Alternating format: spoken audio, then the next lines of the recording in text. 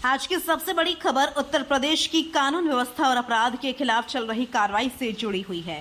करीब 12 वर्षों तक पुलिस की आंखों में धूल झोंकने वाला, घरों में घुसकर पूरे परिवार को बंधक बनाने वाला, लूट का विरोध करने वालों की बेरहमी से हत्या करने वाला और 1 लाख रुपए का इनामी खूंखार डकैत आसिफ उर्फ विक्की छेमार आखिरकार यूपी एसटीएफ की गोली से बच नहीं सका।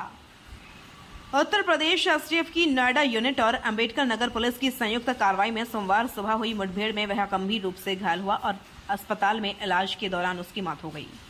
यह वही अपराधी था जिसकी तलाश उत्तर प्रदेश पुलिस पिछले कई वर्षों से कर रही थी, जिसका नाम सुनकर गांव में दहशत फैल जाती थी और जिसके खिलाफ हत्या, डकैती और लूट जैसे 21 से अधिक संगीन मुकदमे दर्ज थे।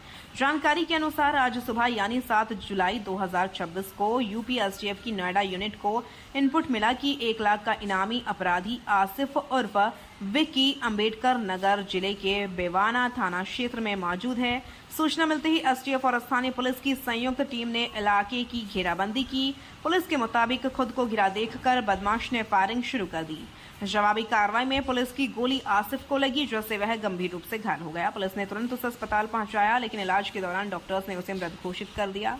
मृतक की पहचान आसिफ उर्फ विक्की छेमार पुत्र बाबू उर्फ मजहर निवासी मकनपुर थाना बिल्हौर कानपुर नगर के रूप में हुई है। पुलिस रिकॉर्ड के मुताबिक वह कोई साधारण अपराधी नहीं था। उसका गिरोह उत्तर प्रदेश, हरियाणा और राजस्थान तक सक्रिय था।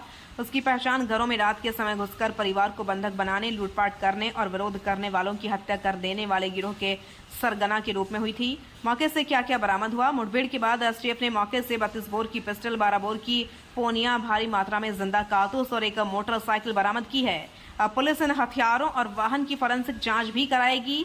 12 साल पुराना खौफ। अब आपको बताते हैं आसिफ के उन अपराधों के बारे में जिन्होंने पूरे उत्तर प्रदेश को झकझोर कर रख दिया था। पहली सनसनीखेज वारदात 19 अक्टूबर 2013 सुल्तानपुर कोतवाली देहात थाना क्षेत्र। आसिफ अपने करीब 10 साथियों के साथ एक घर में घुसा, घरवालों को बंधक बनाया, डकैती की और फिर हत्या कर दी। इस मामले में वह वर्षों से फरार था, जिस घटना ने पूरे प्रदेश को हिला दिया। इसके बाद आया वर्ष 2014। जौनपुर थाना शाहगंज। आसिफ और उसके साथियों ने एक परिवार को बंधक बनाया, लाखों रुपए के जेवरात और नकदी लूट ली। लेकिन लूट यहीं खत्म नहीं हुई। गिरोह ने परिवार के 5 सदस्यों पर धारदार हथियारों से हमला किया। इस मामले में स्वाति और सुमन की इलाज के दौरान मौत हो गई। यह डबल मर्डर उस समय पूरे प्रदेश की सबसे चर्चित घटनाओं में शामिल था। पुलिस तभी से उसकी तलाश कर रही थी। कौशाम्बी में बुजुर्ग दंपति की हत्या। 12 अगस्त 2015 कोखराज थाना कौशाम्बी।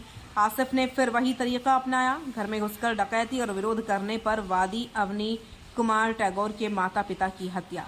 यह मामला भी उसके खिलाफ दर्ज हुआ। एक ही रात में 6 घरों में डकैती। 19 अगस्त 2015 मुजफ्फरनगर छपार थाना क्षेत्र। यह घटना अपराध की दुनिया में उसकी सबसे दुस्साहसी वारदातों में गिनी जाती है। पहले महावीर सिंह के घर में घुसा, परिवार को बंधक बनाया, डकैती की, उनकी पुत्र वधू पर धारदार हथियार से हमला किया और उसी रात गिरोह ने 5 अन्य घरों में भी डकैती डाली। पूरे इलाके में दहशत फैल गई थी। इतने वर्षों तक फरार रहने के बावजूद आसिफ का अपराध नहीं रुका। 13 जनवरी 2021 कानपुर देहात रसूलाबाद थाना क्षेत्र। रेशमा के पति तासीम की हत्या के मामले में भी उसका नाम सामने आया। कितने मुकदमे थे? पुलिस रिकॉर्ड के अनुसार आसिफ के खिलाफ 21 से अधिक मुकदमे थे। इनमें हत्या, डकैती के दौरान हत्या, लूट, अवैध हथियार, संगठित अपराध जैसे गंभीर अपराध शामिल हैं। उसके खिलाफ उत्तर प्रदेश, हरियाणा और राजस्थान तीनों राज्यों में मुकदमे दर्ज हैं। उत्तर प्रदेश पुलिस ने उसकी गिरफ्तारी पर 1 लाख रुपए का इनाम घोषित कर रखा था। वह विशेष रूप से सुल्तानपुर 2013 हत्या और डकैती, जौनपुर 2014 डबल मर्डर, कौशाम्बी 2015 हत्या, मुजफ्फरनगर 2015 डकैती तथा कई अन्य मामलों में वर्षों से वांछित चल रहा था। पुलिस अधिकारियों का मानना है कि आसिफ की मौत के बाद उसके पूरे गिरोह की गतिविधियों, उसके नेटवर्क, हथियारों की सप्लाई और फरार साथियों की तलाश में तेजी आएगी। एसटीएफ अब उसके संपर्क में रह रहे अन्य अपराधियों की भी तलाश कर रही है।